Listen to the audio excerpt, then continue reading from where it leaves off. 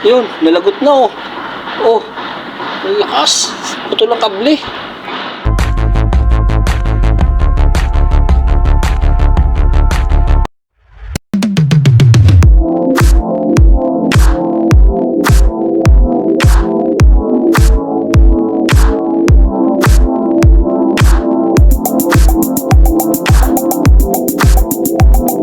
Good day mga ka-amazing. Andito ako ngayon sa Peña Francia Gis. Ang Peña Francia Gis mga idol ay naandito sa Ravel Shipyard.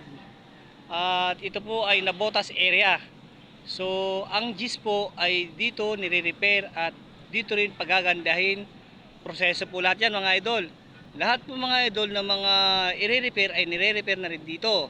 So yung iba ay may mga karpintero, welder, and syempre may mga pintor na para pagandahin ang Peña Francia Gis. Para pagdating ho sa inyo bilang mga mananakay ay may panibago na naman kayong makikitang kagandahan ni Peña Francia Gis. Ito po ay ginagawa ng pamunuan ng Star Horse Management. Kaya makikita nyo dito mga idol, pagdating po diyan sa pagbiyahe ng Peña Francia Gis ay maninibago po kayo dahil maganda na po ang pasilidad nito at lahat po ng area nito ay ikatutuwa nyo dahil mga bago po ito sa paningin nyo. Siyempre mga ka-amazing, bago ko ito ipagpatuloy, mag-like, share, and subscribe ka. At wag mong kalilimutan din ang pag-hit sa notification bell para ikaw ay maka-update sa mga iba pang video na i-upload ko. Okay mga idol, diretso na tayo!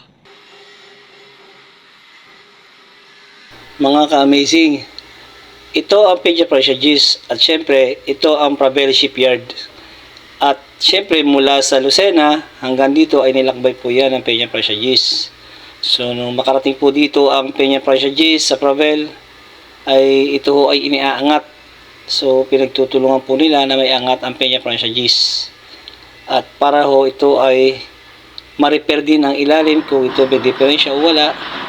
At higit sa lahat ito po ay malinis ang pinakang ilalim dahil yun po ang pinagmumulan ng problema ng isang barko kung mabubulok ang ilalim nito. At ito naman mga ka-amazing ang car deck. Uti-uti na po nililinis ito at puti na rin yung pinapaganda. At lahat po yan mga ka-amazing, yan po lahat ay pipinturahan. Lahat po yan ay magmumukhang bago sa paningin ninyo dahil ito po ay nire-repaint, nililinis. Ito naman po ang second deck mga ka-amazing. Dito makikita nyo rin ay talagang nire-repair na rin ang bawat sulok nito. Kaya ang mga pintura natin dito, yan, yung mga materialis natin na pintura ay nakaprepare din. So may mga darating pa mga amazing, hindi lang ho yan ang mga materialis na pwedeng gamitin yan. Kaya dito mga amazing makikita nyo hanggang pupa, hanggang likuran ng barko ay talagang sureball nandun rin ang mga CR. At yun ay kailangan pagandahin natin para sa kagaganda ng barko ng Peña Francia Gis.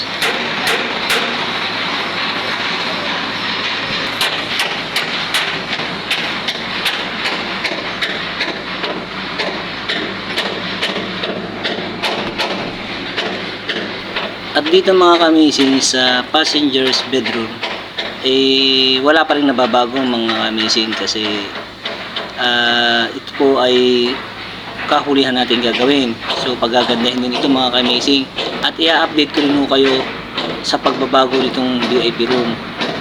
Yan po ay dalawa mga ka-amazing, dalawang VIP room ha. Isang VIP room 1 and 2. So makikita nyo mga ka-amazing na yan ang dati niyang kulay.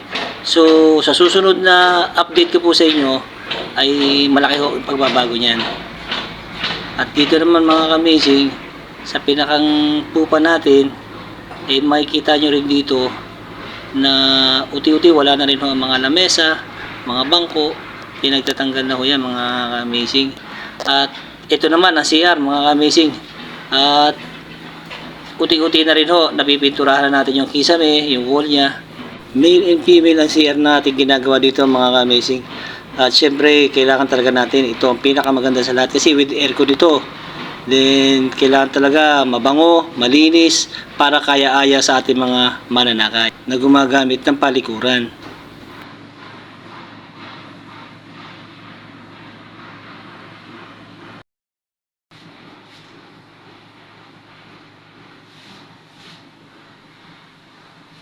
Mamaya nasa YouTube ko na ito.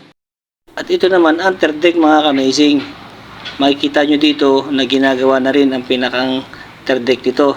Mapa wall, mapa ceiling, and walling. Siyempre yung ating flooring, nilalagyan na rin ng primer upang maging matibay.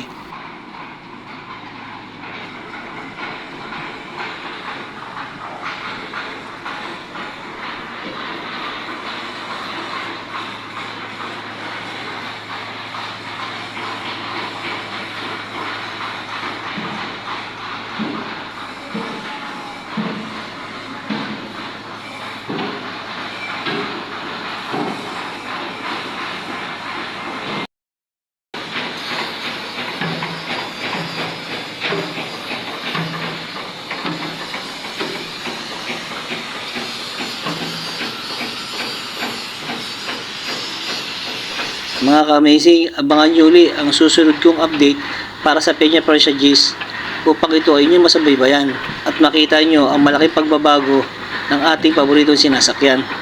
Mga ka-amazing, huwag nyo kalimutang i-like, comment, and subscribe. Maraming salamat!